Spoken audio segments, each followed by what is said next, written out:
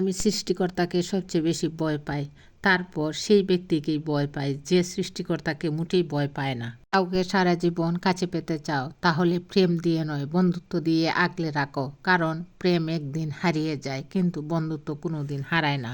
জীবনের প্রতিটি সিঁড়িতে পা রেখে উপরে ওঠা উচিত, ডিঙ্গিয়ে উঠলে পড়ে যাবার সম্ভাবনা বেশি। সময় দ্রুত চলে যায়, এর সদ্ব্যবহার যারা করতে পারে তারাই সফল ও সার্থক বলে পরিচিত হয়। নিজের লক্ষ্য ও স্বপ্নকে আপনার আত্মার সন্তান হিসেবে লালন করুন, এগুলি আপনার চূড়ান্ত সাফল্যের নকশা হবে।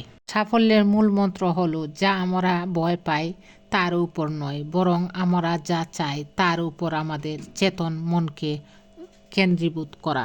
দুঃখগুলোকে অনেক বড় মনে হয় সুখগুলোর চেয়ে, কিন্তু একটি সফলতাকে অনেক বড় মনে হয় হাজার ব্যর্থতার চেয়ে। জীবনের প্রগতির আশা নিজেকে ভয় সন্দেহ থেকে দূরে রাখে এবং তার সমাধানের প্রয়াস চালাতে থাকে। দ্রুত পরিবর্তনশীল বিশ্বে ব্যর্থ হওয়ার একটিমাত্র উপায় আছে, তা হলো ঝুঁকি না নেওয়া। জেগে ওঠো, সচেতন হও এবং লক্ষ্যে না পৌঁছানো পর্যন্ত থেমো না। এর অটোগ্রাফ সংগ্রহ করে সময় নষ্ট না করে নিজেকে বরং উপযোগী করে তুলো, যাতে অন্যরা তোমার অটোগ্রাফ সংগ্রহ করে। চন্দ্রের যা কলঙ্ক সেটা কেবল মুখের উপরে, তার জ্যোৎস্নায় কোনো দাগ পড়ে না। যদি আমার কাছে একটি গাছ কাটার জন্য 8 ঘন্টা সময় থাকে, তাহলে আমি কুড়াল দাঁড় করার জন্য 7 ঘন্টা ব্যয় করব। চালাকির দ্বারা কোনো মহৎ কাজ হয় না।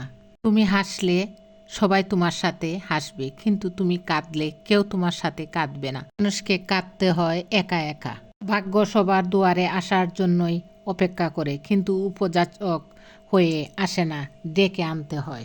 নিজেকে নিয়ন্ত্রণ করো, তারপর অন্যকে অনুশাসন করো। নিজে নিয়ন্ত্রিত হলে অন্যকেও নিয়ন্ত্রণ করতে পারবে। নিজেকে নিয়ন্ত্রণ করাই কঠিন। এই যথার্থ মানুষ যে জীবনে পরিবর্তন দেখেছে এবং পরিবর্তনের সাথে নিজেও পরিবর্তিত হয়েছে। আমি চলে গেলে যদি কেউ না কাঁদে, তবে আমার অস্তিত্বের কোনো মূল্য নেই।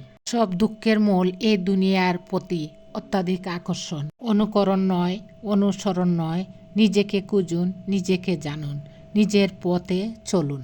বিশ্বাস জীবনকে গতিময়তা দান করে, আর অবিশ্বাস জীবনকে দুর্বিষহ করে তোলে। সেই সত্যিকারের মানুষ যে অন্যের ত্রুটি নিজেকে দিয়ে বিবেচনা করতে পারে। বাক্য বলতে কিছুই নেই, প্রত্যেকের চেষ্টা ও যত্নের উপর তা গড়ে ওঠে। সবচেয়ে কঠিন কাজ হচ্ছে নিজেকে চেনা এবং সবচেয়ে সহজ কাজ হচ্ছে অন্যদেরকে উপদেশ দেওয়া। বেঁচে থাকার লড়াইয়ে তারাই শেষ পর্যন্ত জয়ী হতে পারে, যারা পরিবেশের সাথে নিজেকে খাপ খাইয়ে নিতে পারে। কঠিন কাজে আনন্দ বেশি পাওয়া যায়, তাই সফলতার আনন্দ পাওয়ার জন্য মানুষের কাজ কঠিন হওয়া উচিত। ধন্যবাদ সবাইকে। আসসালামু আলাইকুম।